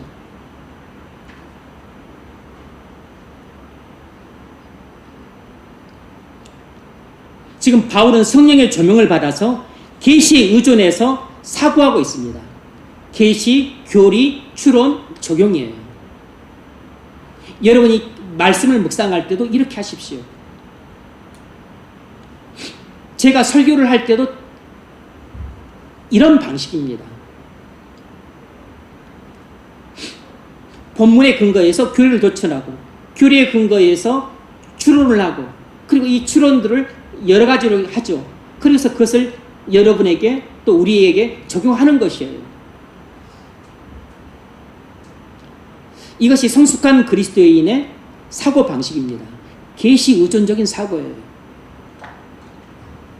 여러분이 어떤 문제에 대해서 주 예수 안에서 확신하려면 이렇게 계시 의존적인 사고를 해야 됩니다. 여러분이 집 문제나 이사 문제, 직장 문제를 결정할 때, 배우자나 결혼 문제를 결정할 때, 교회 문제를 결정할 때, 자녀 교육 문제를 결정할 때, 또 어떤 사안에서 결정할 때 어떻게 해야 되나, 어떻게 결정을 해야 되나, 어떻게 행동을 해야 되나, 요거를 결정을 해야 될 때 계시 의존적인 사고를 해야 됩니다. 그것에 관해 말씀하고 있는 하나님 말씀으로 돌아가야 돼요. 그리고서 성령의 조명을 받아야 됩니다. 그래야지만 올바른 교리를 도출할 수 있어요. 그리고 또 성령의 조명을 받아서 복음의 전체적인 지식에 근거해서 추론을 해야 됩니다. 그리고 이것을 지금 내가 직면한 문제에 적용하는 것이에요. 배우자 문제면 배우자 문제, 직장 문제면 직장 문제, 교회 문제면 교회 문제, 또 아니면 음식이나 나를 지키는 이런 지역적인 사소한 문제에 적용을 하는 것이에요. 그래야만 올바른 결정을 할 수 있습니다.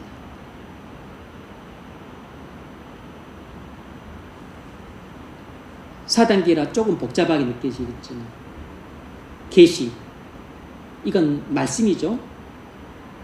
계시, 교리, 추론, 적용이에요.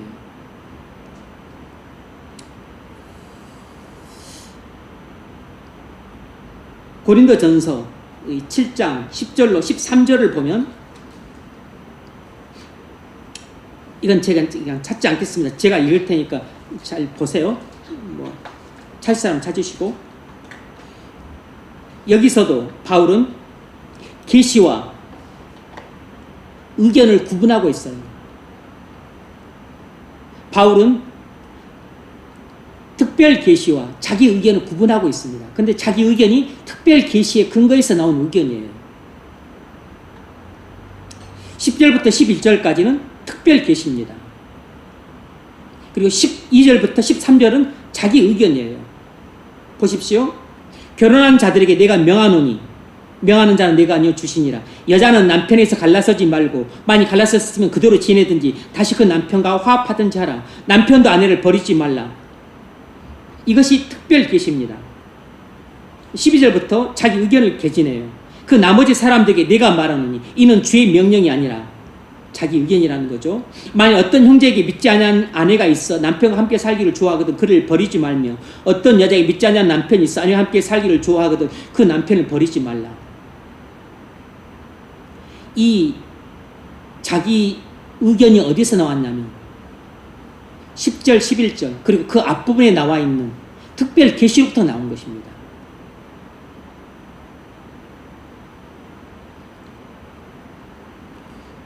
오늘 본문 14절에 고기 먹는 것에 대한 바울의 견해는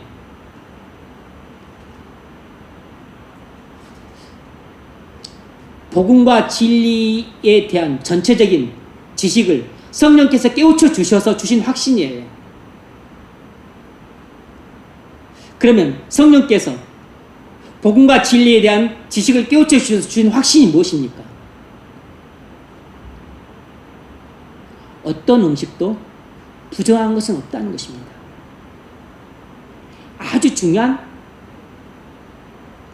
그 이야기예요. 아주 중요한 이야기입니다. 어떤 음식도 부정한 음식은 없다는 것이에요. 어떤 음식도 그 자체로 부정한 음식은 없다는 것입니다. 여러분 이 한 말씀으로도 여러분 음식에 대해서 그 모든 꺼리낌이 사라질 수 있습니다. 올바른 음식관을 가질 수 있다고. 제가 신학교에 다닐 때에도 피를 먹는 것은 부정한 것 아닌가? 그렇게 생각하는 분들이 있었어요. 그러면서 그 사도행전 15장 이야기 끌면서 그때 야고보가 그 바울에게 피를 먹지 말라고 했잖아. 그러니까 아직 학생이라 뭔가 좀 체계가 안 잡힌 것이에요. 자, 이제 그 문제를 좀 다뤄보겠습니다. 4번 14절 상반절에서 바울의 가르침은 무엇인가?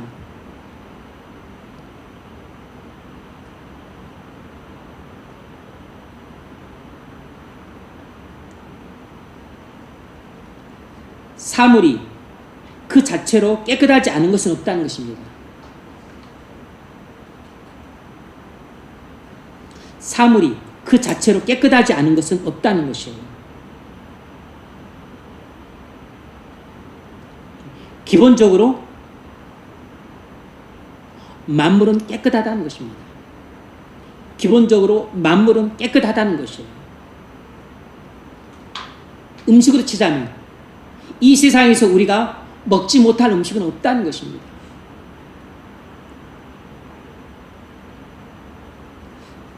(14장 20절) 만물이 다 깨끗하되 거리낌으로 먹는 사람에게는 악한 것이라. 아멘. 만물이 다 깨끗하다 그랬습니다. 이 말이 중요해요. 만물이 다 깨끗하다 그랬습니다. 그런데 거리낌으로 먹는 사람한테는 그게 죄가 된다는 것입니다. 이것이 이 문제에 대한 바울의 판단이에요. 만물은 다 깨끗하다. 속된이란 말은 무슨 뜻인가? 거룩하지 않다는 뜻입니다. 깨끗하지 않다는 뜻이에요. 그 말은 거룩하지 않다는 뜻입니다. 모세 의식법 안에는 음식으로 허락된 짐승들이 있었습니다. 음식으로 먹어서는 안 되는 짐승도 구분해 놨어요. 어떤 짐승은 깨끗하고 어떤 짐승은 깨끗하지 못하다고 말했습니다. 이처럼 모세 의식법에는 거룩한 음식과 거룩하지 못한 음식들을 구분해 놨어요. 그게 정결법이죠. 정결법. 거룩한 짐승과 거룩하지 못한 짐승들을 구분해 놨습니다. 레위기 11장에 그 정결법이 나오잖아요. 사도행전 10장 13절을 보면 베드로가 이미 사도가 되었음에도 불구하고 아직까지 레위기 11장에 나와 있는 이 정결법의 지배를 받고 있었습니다. 그래서 하나님이 환상 중에 보자기 속에 든 그 정결법에는 부정한 짐승이라고 나와 있는 그 짐승들을 잡아먹으라고 하자 베드로가 그럼 부정하니까 잡아먹을 수 없다고 말을 했습니다. 그런데 하나님이 놀랍게도 내가 깨끗하게 하는 건데 네가 왜 부정하다고 말하느냐, 다시는 부정하다고 말하지 말라고 하나님이 말씀을 하셨어요. 기억나시죠? 사도행전 10장 13절 이하 읽어보세요. 소리가 있으되 베드로야 일어나 잡아먹으라 하거늘 베드로가 이르되 주여 그럴 수 없나이다. 속되고 깨끗하지 아니한 것을 내가 결코 먹지 아니하나이다 하는데 또 두 번째 소리가 있으되 하나님께서 깨끗하게 하신 것을 내가 속되라 하지 말라 하노라.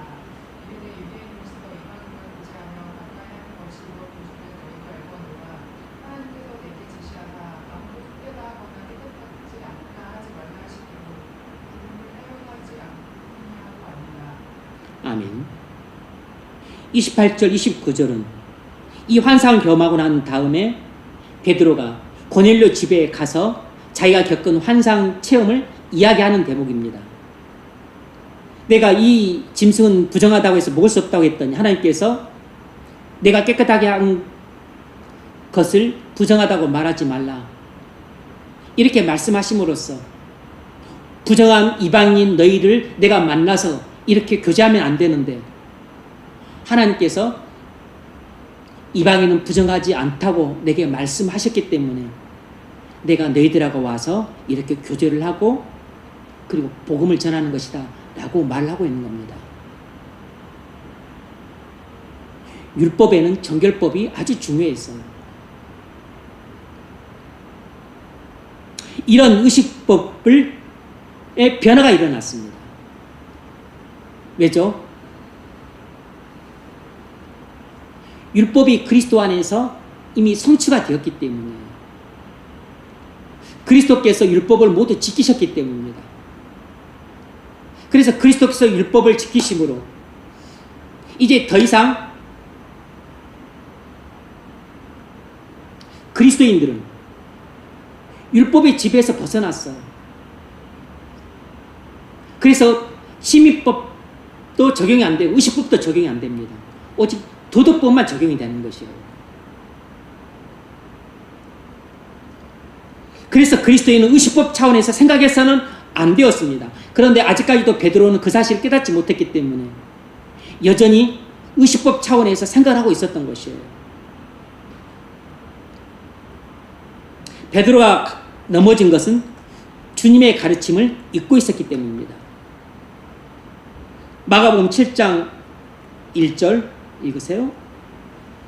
바리새인이 일어나 또 서기관 중 옷이 예루살렘에서 와서 예수께 보여드렸다가 그의 제자 중 몇 사람이 부정한 소, 식지 아니한 소를 떡 먹는 것을 보았더라. 무엇이든지 받기도 사람에게 네. 바리새인과 서기관들은 여전히 의식법의 속에 있는 그 정결법의 지배를 받고 있었던 거죠. 뿐만 아니라 랍비들의 또 장로들의 그 유전을 지키고 있었기 때문에 씻지 않은 손으로는 떡을 먹지 말라고 했던 것이에요. 그런데 주님은 그 장로들의 유전을 무시했습니다. 그리고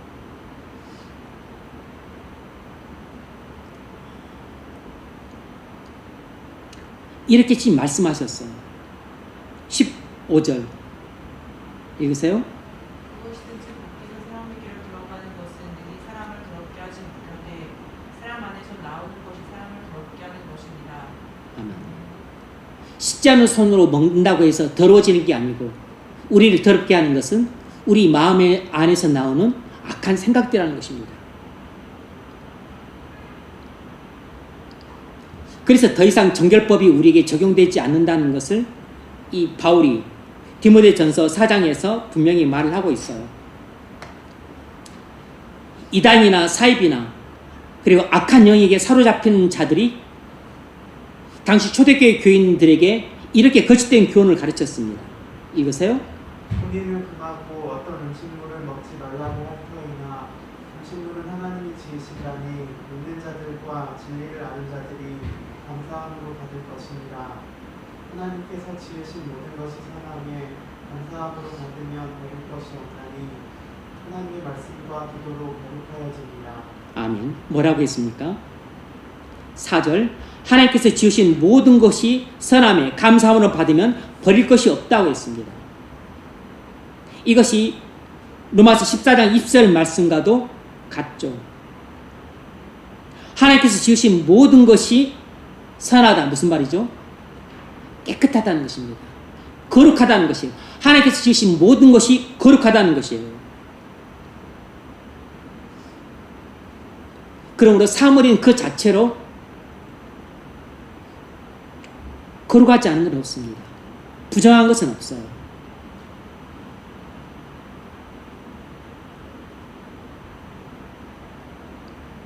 하나님 말씀과 기도로 거룩해집니다. 디도서 1장 15절.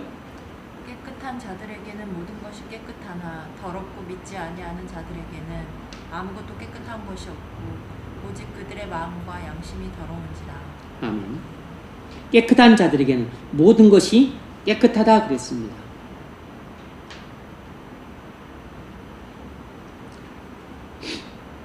자, 5번째 문제. 모세 의식법과 신약 성경에 나온 음식에 대한 가르침을 어떻게 정리할 수 있는가? 이제 이 내용이 중요합니다. 음식에 대한 신약 성경의 총론입니다. 음식에 대한 신약 성경의 가르침이에요. 모세 의식법에는 부정한 음식, 정한 음식이 나와 있는데 이것을 신약 성경 관점에서 어떻게 정리할 수 있나? 첫 번째는 이것입니다. 중요한 내용이니까 잘 들어보세요. 금지된 것들 자체 속에 깨끗하지 못한 것이 있어서 금지된 것이 아니라는 것입니다. 금지된 것들 자체 속에 깨끗하지 못한 것이 있어서 금지된 것이 아니라는 것이에요.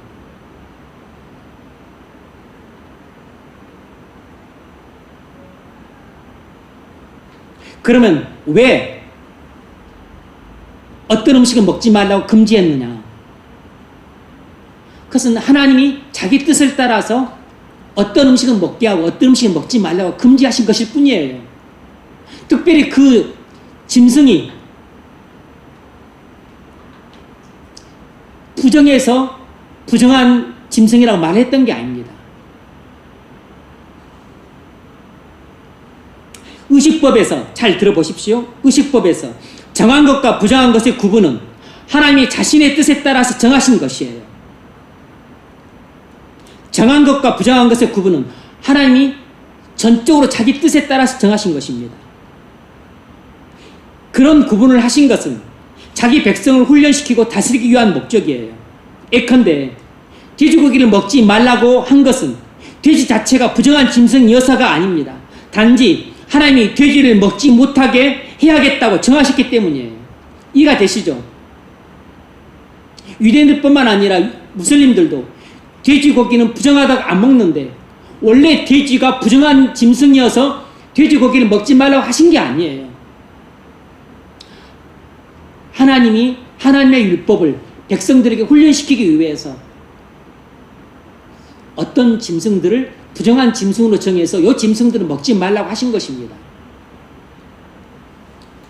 혹자는 돼지는 막 음식을 지저분하게 먹고 몸 자체도 지저분하니까 부정한 짐승이다. 아닙니다. 그러지 않아요. 금지된 것들 자체 속에 깨끗하지 못한 것이 있어서 금지된 것이 아니라는 것을 분명히 아셔야 됩니다. 우리는 오늘날 모든 음식을 다 먹을 수 있습니다. 우리는 오늘날 모든 음식을 다 먹을 수 있어요. 뿔도 먹을 수 있고 가죽도 먹을 수 있고 피도 먹을 수 있습니다.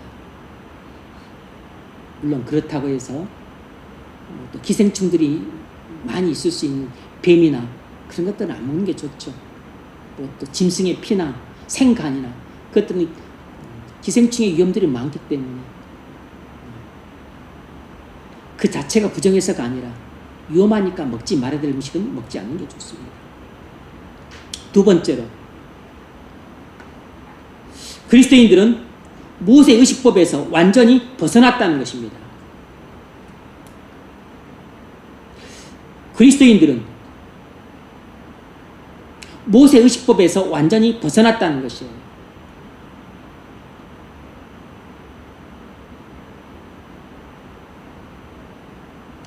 제사법이나 정결법은 더 이상 그리스도인들에게는 효력이 없습니다.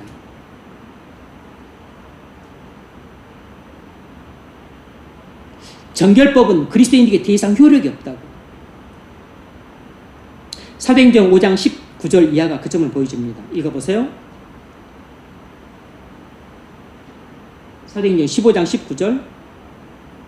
그러므로 내 의견에는 주께로 돌아오는 자들을 괴롭게 하지 말고 다만 우상의 더러운 것과 은행과 오매어 죽인 것과 피를 멀리하라고 편지하는 것이 옳으니 이는 예로부터 각성에서 모세를 전하는 자가 있어 안식일마다 회당에서 그 글을 읽으리라 하더라. 아멘. 이 예루살렘 공의회에서 야고보가 내리는 결정이 지금 우리가 살펴본 바울의 가르침과 겉으로 볼 때는 충돌하는 것처럼 보입니다. 이걸 어떻게 이해를 해야 되죠? 정말 충돌하는 겁니까? 서로 다른 가르침을 주고 있어서 모순됩니까? 아닙니다. 그럼 누구 가르침이 옳습니까? 바울의 가르침이 성경의 가르침이에요. 그러면 이 사도행전 15장에 나온 예루살렘 공의회에서 야고보가 내린 결정은 뭡니까? 그건 그 당시 상황에만 적용되는 잠정적인 가르침이에요. 과도기적인 가르침입니다. 잠정적으로 유보적인 가르침이라고. 왜냐하면 21절에 그 이유가 나오는데 그 당시에는 유대인들 중에 예수 믿고 그리스도인 된 사람들이 있었어요. 그런데 비록 그리스도인이 되었지만 아직도 그들은 대부분이 다 모세 의식법의 영향을 강하게 받고 있던 사람들이었습니다. 그래서 그들을 배려해서 야고보가 잠정적으로 유보적인 가르침을 준 것입니다. 그러니까 이 가르침은 초대교회 당시 유대인 그리스도인들을 염두에 두고 내린 과도적인 가르침이에요.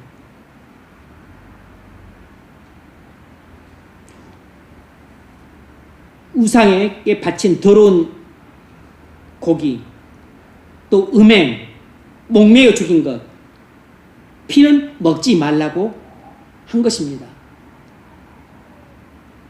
피라든가 목매어 죽인 것이라든지 우상에게 바친 고기는 먹어서는 안 되기 때문에 먹지 말라고 한 게 아니에요. 부정하기 때문에 먹지 말라고 한 것이 아닙니다.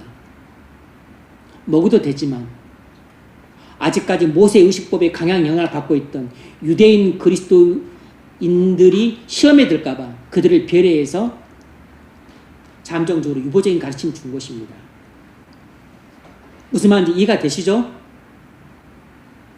세 번째로, 우리는 어떤 일을 하지 않으려고 할 때 그 일 자체가 악하고 잘못됐다는 태도를 취해서는 안 됩니다. 우리는 어떤 일을 하지 않으려고 할 때 그 일 자체가 악하다고 잘못됐다는 태도를 취해서는 안 돼요. 이건 오해하기 쉬운 문제입니다.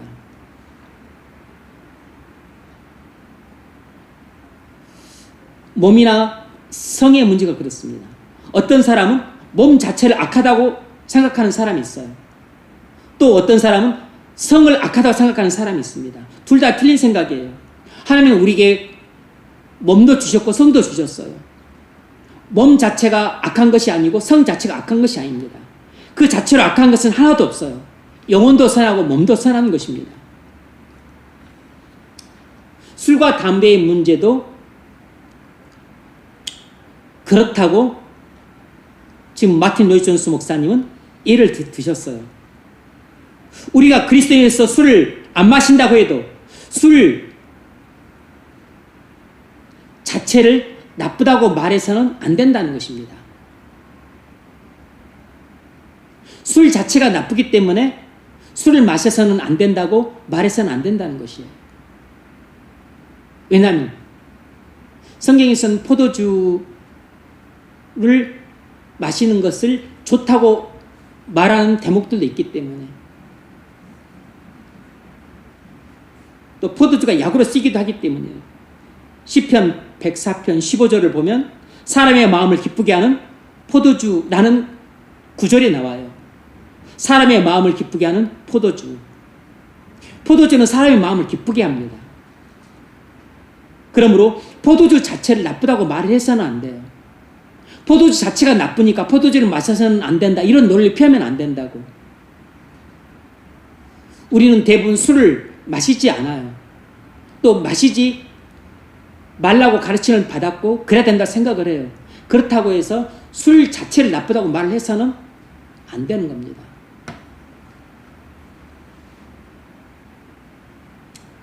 담배 피우는 문제에 대해서도 똑같이 적용을 하고 있어요.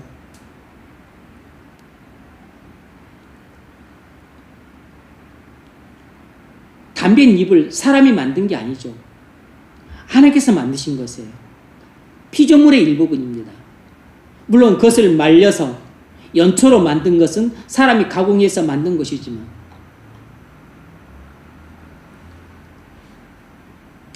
이걸 좀 확대를 하자면 사실상 그 담배도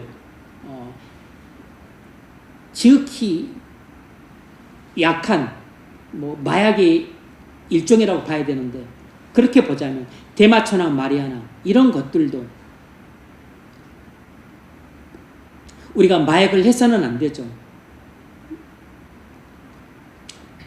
환각에 빠지고 또 중독되면 위험하니까. 이것은 말할 이제 아주 조심해야 될 대목이지만 만일 담배가 그렇다면 그러면 대마초나 마리아나 이런 것들도 그렇다고 말을 할 수 있어요. 그 자체가 나쁜 게 아닙니다.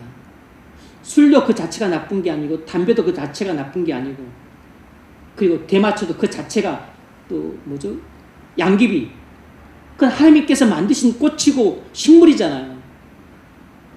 그리고 그것도 선하게 쓰면 약이 됩니다. 여러분 진통제 뭘로 만듭니까? 그 마약으로 만드는 거예요. 그 자체가 나쁜 게 아니라고. 나쁘게 쓰기 때문에 나쁜 결과를 가져오는 것이에요.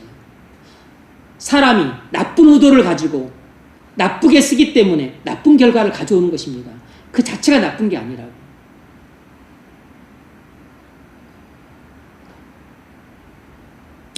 시편 24편 1절 땅과 거기에 충만한 것과 세계와 그 가운데에 사는 자들은 다 여호와의 것이로다. 아멘. 땅과 거기 충만한 것과 세계와 그 가운데 사는 자들은 다 여호와의 것이로다. 이 세상에 하나님이 만드신 모든 피조물은 다 선한 것입니다. 다 깨끗한 것이라고. 담배잎, 뭐 양귀비, 뭐 대마초잎 그 자체가 나쁜 게 아니에요. 왜냐하면 사실상 우리가 그걸 통해서 우리가 진통제를 만들어 유용하게 쓰고 있잖아요. 마취제로 유용하게 쓰고 있잖아요. 나쁜 의도를 가지고 나쁘게 써서 나쁜 결과가 오는 것입니다. 그것들 자체가 악한 것이 아니라 남용하는 것이 악한 것입니다. 이런 것들에 탐닉하지 말아야 한다고 말하려면 바른 이유를 제시해 줘야 됩니다.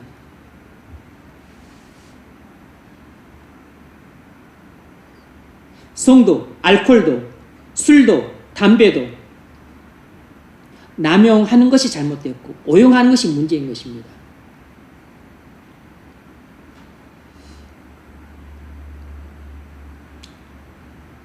음식에 대해서 모세의 의식법과 그리고 신약 성경의 교훈이 달라요.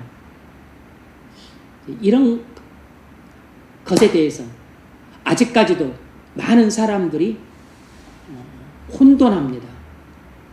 정리가 안 되어 있는 경우가 많아요. 구약 성경에서 이렇게 말하는데 이건 어떻게 되는 거냐. 이제 이런 부분에 대해서 여러분이 확실히 정리할 수 있기를 바랍니다. 모세의 의식법은 더 이상 그리스도인에게 적용이 안 됩니다. 효력이 없어요. 바울의 가르침이 성경의 가르침입니다. 하나님이 지으신 모든 것이 선해요. 하나님이 지으신 것 중 깨끗하지 않은 것은 아무것도 없습니다. 모든 게 깨끗해요. 그럼 우리는 하나님이 만드시는, 하나님께서 주신 음식은 무엇인지 먹을 수 있습니다.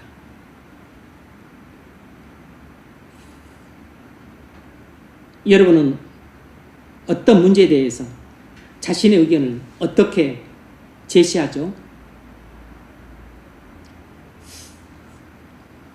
오늘은 그리스도인의 의견 제시 방법에 대해서 살펴봤습니다. 이것이 그리스도인의 사고 방식하고 결부되어 있어요. 우리가 어떤 의견을 제시하려면 심사숙고하고 신중해야 돼요. 근데 단순히 그냥 내 머리로 곰곰이 생각하는 심사숙고를 말하는 게 아닙니다. 계시 우선적인 사고를 말하는 것이에요. 제가 그 신뢰를 보여드렸어요. 고린도전서 11장 성만찬 문제를 가지고 여러분이 어떤 안건에 대해서 의견을 제시하려면 먼저 계시 우선적인 사고를 해야 됩니다. 그러면 먼저 계시를 여러분이 상기를 해야 돼요. 그리고 거기서 교훈을 도출해야 됩니다. 그리고 여러분이 추론할 수 있어야 돼요. 그리고서 여러분이 그 안건에 대해서 여러분이 의견을 제시하는 것입니다. 이게 적용이에요. 여러분이 그 어떤 안건에 대해서 여러분이 의견을 제시하려면 먼저 하나님 말씀을 떠올려야 되고 거기서 여러분이 교리를 도출하고 거기에 근거해서 추론을 해야 됩니다. 그것에 근거해서 여러분이 의견을 제시할 수 있어야 돼요. 이것이 성경적인 의견 제시 방법입니다. 이것이 사도 바울이 음식과 날 문제에 있어서 본인의 의견을 제시했던 방법이에요. 저나 여러분이나 성숙한 그리스도인으로 자라가야 됩니다. 어떻게 자라갑니까? 이런 방식을 연습하고 훈련하고 그리고 내 자신에게 적용함으로써 성숙한 그리스도인으로 성장하는 것이에요. 어떤 안건에 대해서 우리가 논의를 합니다. 어떤 문제에 대해서 여러분이 결정을 해야 돼요. 똑같습니다. 안건에 대해서 의견을 제시하거나 어떤 문제를 여러분들이 결정하려고 할 때 첫째, 계시를 떠올려야 됩니다. 두 번째, 교리를 도출해야 돼요. 세 번째, 추론을 해야 됩니다. 그리고 그 추론을 그 문제에 적용하는 것입니다. 그리고 그 안건에 대해서 여러분이 적용해서 의견을 제시하는 것이에요. 이것이 바로 성숙한 그리스도인의 의견 제시 방법입니다.